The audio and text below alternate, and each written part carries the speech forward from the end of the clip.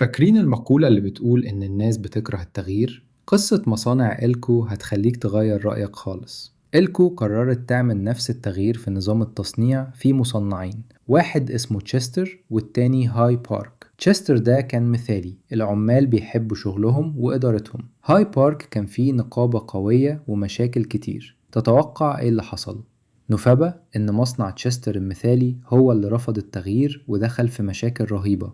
إيه اللي حصل؟ مستشارين دخلوا المصنع فجأة من غير سابق إنذار، يتمشوا ويسجلوا ملاحظات. مدير المصنع يختفي كتير، الإشاعات انتشرت عن تسريح عمالة، وبعدين قدموا الخطة في نص ساعة بس من غير ما يشرحوا ليه التغيير ده مهم ولا إيه معناه للعمال. العمال سكتوا من الصدمة، والإدارة افتكرت إنهم موافقين. النتيجة التكاليف زادت والجودة وقعت.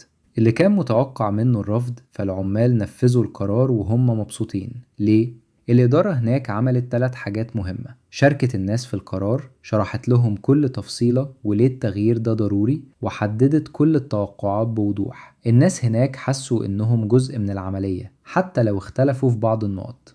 الخلاصة إن مش المهم إيه القرار، الأهم إزاي خدت القرار ده. عشان كده دايما بنقول شارك الناس، اشرح لهم وحط توقعات واضحة. دي مش مجرد لباقة، دي آلية النجاح نفسها. ايه رأيك؟ عمرك شفت قرار ناجح أو فاشل بسبب طريقة عرضه؟ سيب رأيك في الكومنتات.